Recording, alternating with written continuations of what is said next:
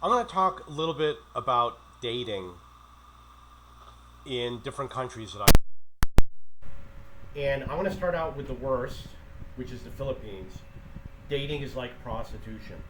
The women want money, 1 day's salary, to go on the date with you. They will try to trick you into thinking that the money's for something else, but that's basically what it is.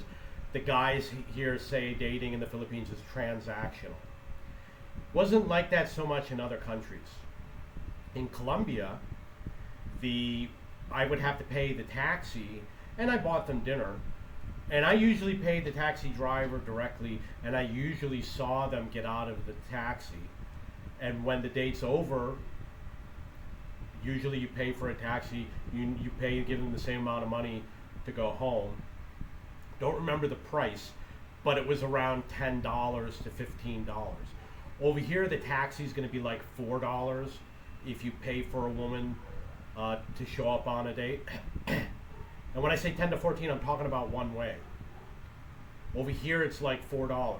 The women here want the money in advance. If you don't tell them that you're giving them the money, they're not going to show up. And you say, I'm going to give you this much money, they won't take the taxi, they'll take the bus, but they'll tell you they took the taxi. So instead of $4, it'll be 30 cents. And then they keep the money. It's very dishonest what they do. In Peru, no woman ever asked me for any money. They were far more honest. The other thing is there's a lot of prostitutes in the Philippines. It's like, to them, prostitution is okay. They say it's a Christian country, but I see prostitutes all over the place, and they think that if you say, hey, I want to do something fun tonight, they think you're saying, I want to have sex tonight. They think that the word fun means prostitution. And it's very I never met so many prostitutes here as I have anywhere, sometimes multiple per day. In Colombia, it was rare that I was confronted with them, and in Peru, it was rare. And they never call themselves a prostitute, but it's what it is. And I've been approached in malls. They say that they want money for massage, and often very beautiful women.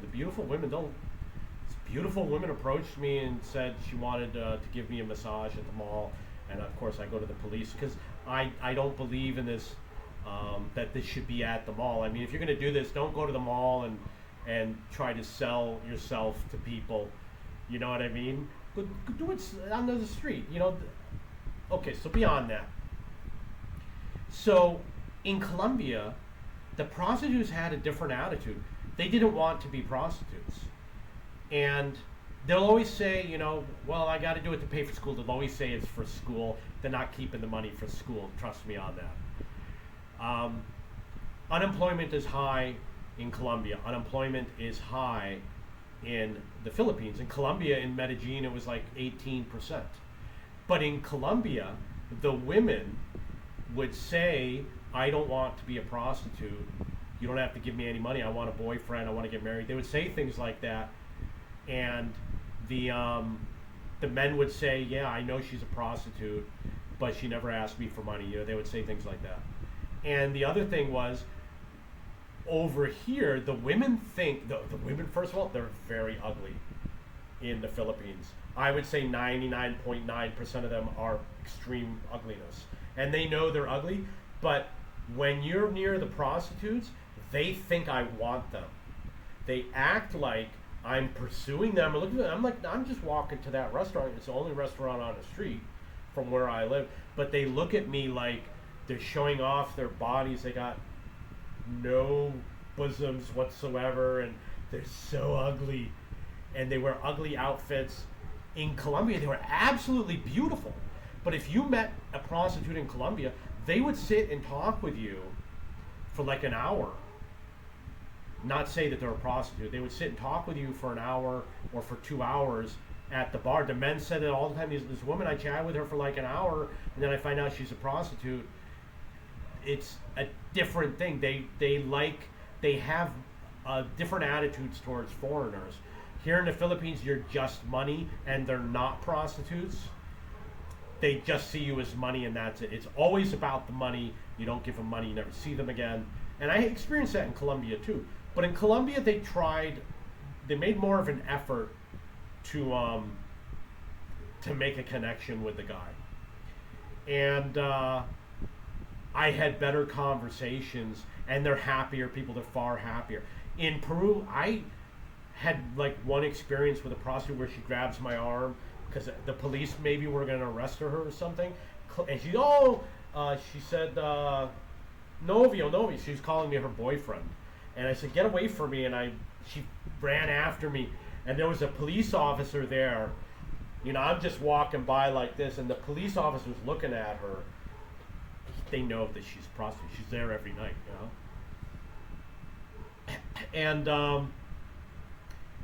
but otherwise, there was a time in Peru I'm talking to a girl, and she starts saying something about condoms, and I was like, what?